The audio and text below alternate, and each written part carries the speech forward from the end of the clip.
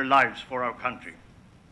They have chosen the path of peace, so shall we. Our heroes died for peace, and we honor them because a country without heroes is a country without a soul. This is why the basic law of the Bangsamoro Autonomous Region that we have created with great effort and the help of many people is so important.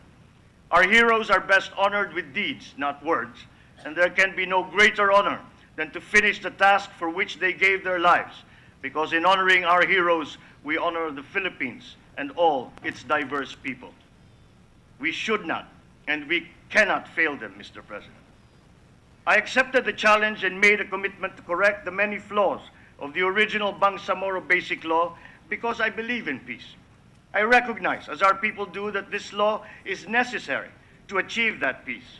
But it can only meet that sacred goal if it is a law that is constitutional, a law that is all-embracing, inclusive of all those who have been tragically affected by the conflict as well as every Filipino, a law that honors our heroes and what they fought and died for. And so we proceeded carefully, with respect for the future we are all trying to create for our country. We proceeded by being inclusive and inviting the consultation of every affected stakeholder. We proceeded according to the laws of the land and the desire of every Filipino for peace. We proceeded in this careful, thoughtful way because, unfortunately, Mr. President, our leadership did not. From the very beginning, the Bangsamoro Basic Law and the comprehensive agreement from which it was derived were not inclusive. From secret meetings in hotel rooms held in faraway places at the sole discretion of the President of the Republic, and disregarded the constitutional authority of this very body in deliberating treaties, to the hasty accession to every demand of the MILF by our negotiating team, to the exclusion of all other stakeholders. The conduct of talks and creation of the Bangsamoro Basic Law in its original version only served to raise fears and suspicions. Many of our people have accused these leaders of selling out and putting the peaceful integrity of our republic at grave risk. Some have even gone so far as to characterize the conduct of these leaders as treasonous. Many have openly questioned, as do I, why Malaysia was invited to be the facilitator and moderator in these talks. Malaysia, which stubbornly refuses to recognize our rightful claim to Sabah, Malaysia, which has at least in the recent past given shelter and aid to separatists and terrorists against the Filipino people. Malaysia is not a disinterested party whose only goal is to aid the creation of peace. Malaysia's involvement only raises suspicions about the loyalties of those in the new Bangsamoro region and raises justifiable fears of the balkanization of our land and the irretrievable loss of our rightful territory in Sabah. Obviously, I would not have chosen Malaysia to assist us in this all-important endeavor. I suspect many of you would not have done so either. That, however, cannot be undone now. But what can be undone, and what we have undone, are the unacceptable and harmful conditions and provisions that our President and negotiating team had accepted in their haste to earn accolades for their work. Let me be clear. We strive for peace. We must have peace, and we shall have peace. But we will not have peace at the expense of our sovereignty. We will not have peace by surrendering our land at the behest of the leadership of Malaysia, which, while a respected neighbor and a valuable regional partner in many ways, seeks only to advance its own interests in Mindanao and Sabah at the expense of the people of the Philippines. We cannot have a peace that violates our own supreme law, the Constitution.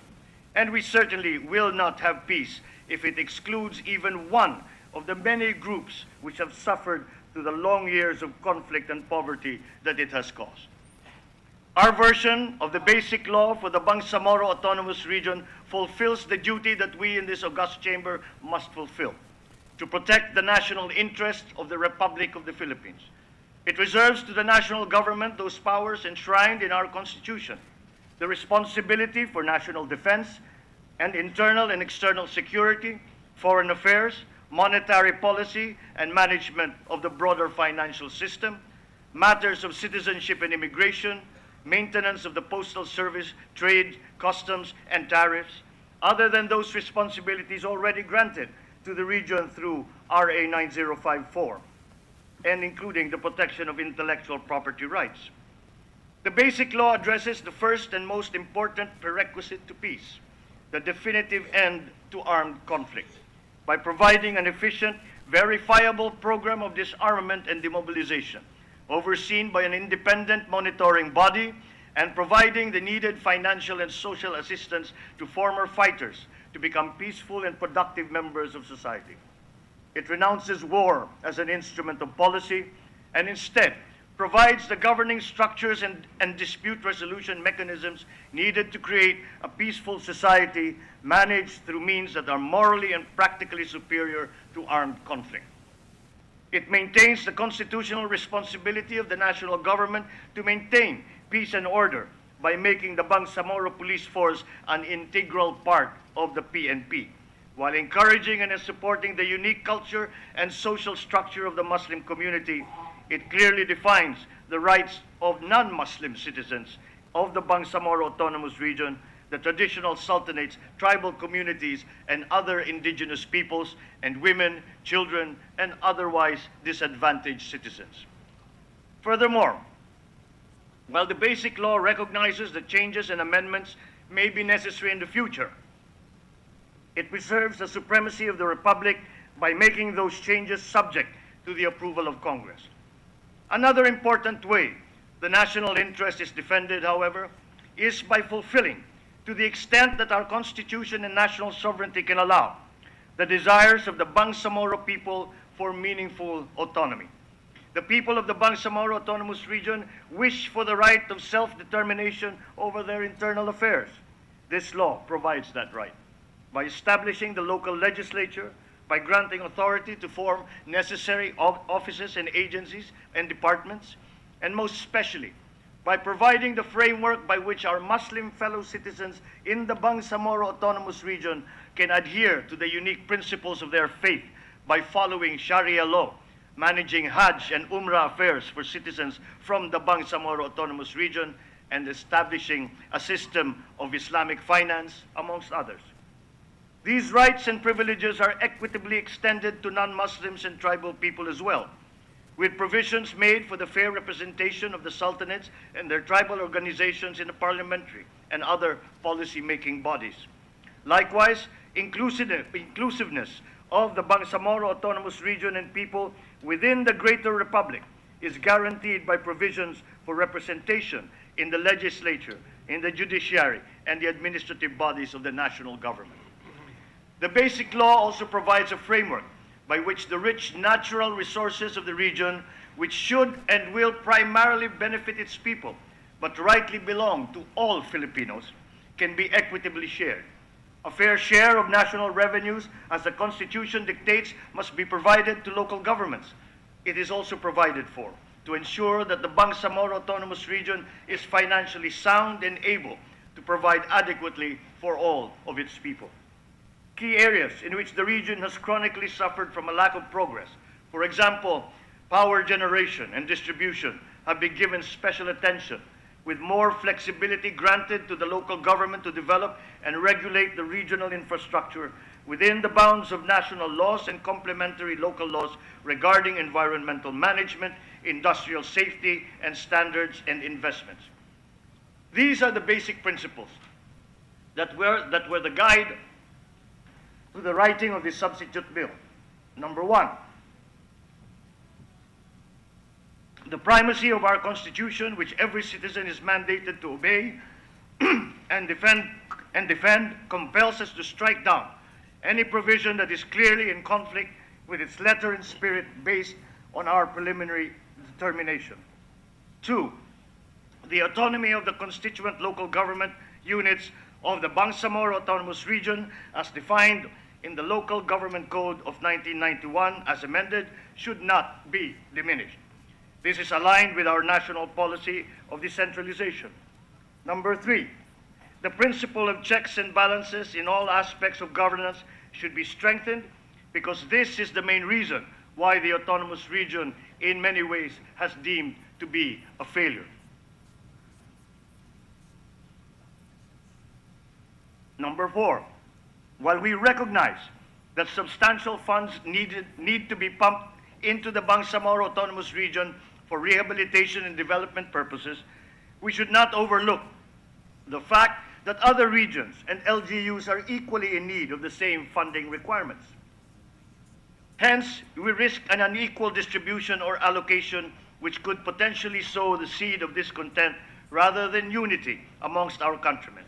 Thus, while we enhance the revenue power of the Bangsamoro Autonomous Region, as well as financial grants from the national government, additional funding for development purposes should be better left with Congress through the yearly budgeting process. Number 5, the bravery and heroism of our SAF 44 had taught us many lessons. Among them is that peace and order in the autonomous region should remain to be the primary responsibility of the national government through our structured Philippine National Police. The Bangsamoro Number 6, the Bangsamoro Autonomous Region is a multi-ethnic and multicultural region. Thus, the basic law must be inclusive by ensuring that all groups are represented in all aspects of governance.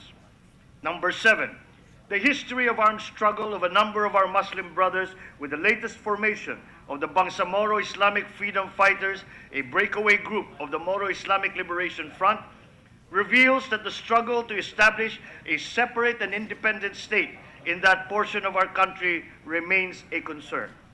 It should therefore be clear that the proposed basic law will never be a vehicle for the establishment of an independent state. And number 8, we go back to the fundamental premise that the organic law is about the continuing quest for the elusive peace in Muslim Mindanao. But peace cannot be achieved without an effective normalization process. This representation fully adheres to the view that peace and development are as much primary objectives of the basic law as the enhanced autonomy for Muslim Mindanao that we are now granting to our brothers and sisters in the autonomous region. And in order to elevate these objectives as paramount societal ideas and safeguards their immediate attainment, this committee has found the need to incorporate explicit provisions in the substitute bill, otherwise lacking in the original draft. Adoption by incorporation in the law is to imbue them decisively with the force and character of a legal mandate for the Bangsamoro regional government to accomplish in partnership with the national government. This policy of normalization is hereby emphasized in the substitute bill as both a corollary and integral obligation alongside this grant of enhanced autonomy to the erstwhile ARMM. It shall necessarily embrace the United Nations principles of DDR, or disarmament, demobilization, and reintegration, so as to attune and peg the milestones of the normalization efforts to internationally acceptable standards of peacekeeping and post-conflict recovery, which have been developed by the UN through the years of effective remedial intervention in conflict all around the world. Decommissioning of forces, as we call it in the substitute bill, both of combatants and civilians, shall be an integral component of our normalization policy, and as a crucial first step to disarm, literally and figuratively, a portion of our people so used or so steeped in a culture of arms-bearing, fighting, and killing. This is a time to restore mutual trust and confidence, otherwise lost or besmirched because of unwanted incidents in the past, but which we have all vowed to not allow us to relapse. This is a time, it is a chance to start over again. Hence, this is a time for our brothers and sisters to lay down our arms and replace them with plows, tools of trade, books, computers, and other wholesome and more potent materials of creation and not of destruction, and other building blocks of social development and progress. Mr. President, distinguished colleagues, autonomy is a continuous process. Our definition 2 of autonomy to our local government units under our Local Government Code of 1991 is continually evolving. Our proposed redefinition of autonomy of the Autonomous Region of Muslim Mindanao will certainly be revisited and again be redefined in the future. not on the strength of armed struggle, but in the pursuit of good governance for our people. We strive for peace, and I believe this improved version of the Basic Law for the Bangsamoro Autonomous Region provides the conditions by which peace can finally be achieved. It does so not just by delineating national and regional authority and providing effective mechanisms by which the region can be quickly demilitarized, but by focusing with great care on the root causes of the conflict, which has persisted for far too long and has brought nothing but misery and poverty to the people in this rich, underappreciated part of Mindanao. For too long, Mindanao has been somewhat dubiously referred to as the land of promise. Aspirants to national offices, recognizing that in order to win elections on a national scale, they must win in Mindanao. They have promised the sun, the moon, and the stars to its people. Sometimes those promises are accompanied by short-term largesse, doleouts of food, minor development projects, medical and social assistance. But these little benefits have never benefited all Mindanaoans equitably, and they do not last. When the votes are counted and the campaign banners come down, the region is forgotten again. Its people left to their despair, which leads to hopeless violence and provides fertile ground for those who seek their own gain at the expense of not just the people of Mindanao, but of the entire Philippines. By creating the conditions for lasting peace and prosperity in the Bangsamoro Autonomous Region, I firmly believe that we are creating the conditions for lasting peace and prosperity for all Filipinos.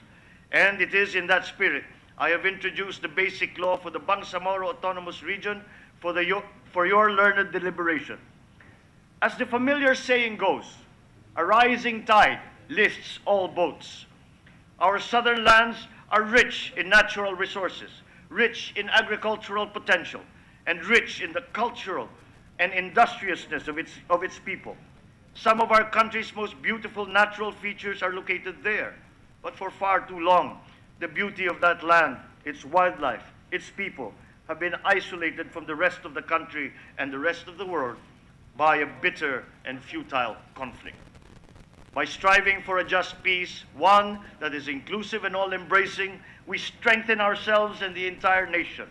We become richer materially and richer in spirit by respecting the differences in the many cultures found among the Filipino people, while welcoming those people to share in our collective work and rewards as brethren and partners.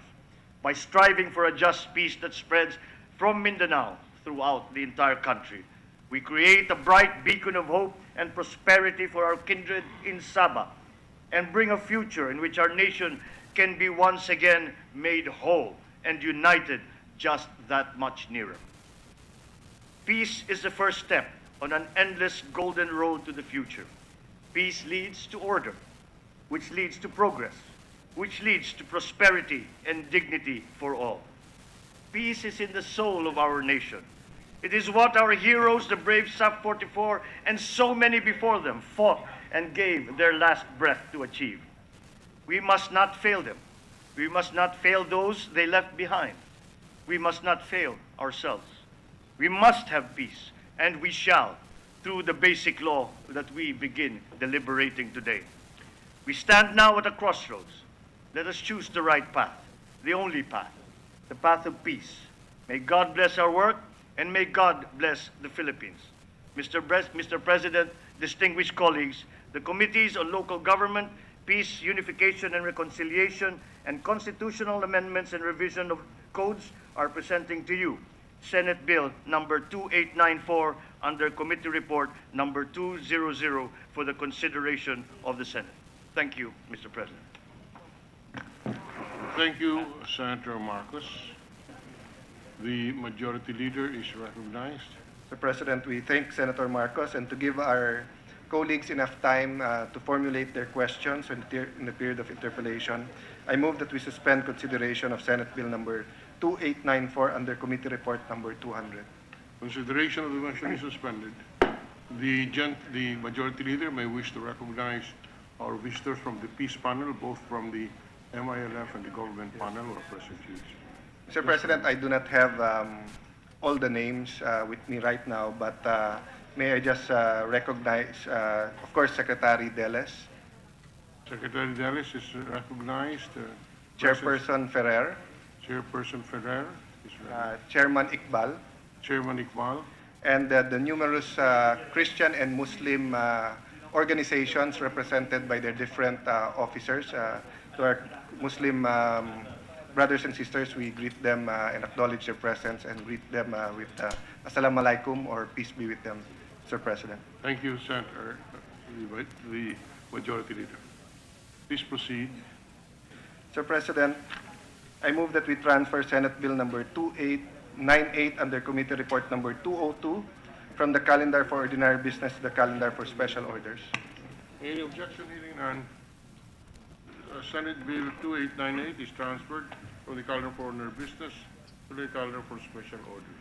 With the consent of the Senate, Mr. President, I move that we consider Senate Bill number 2898 under Committee Report 202. Consideration of the motion is in order.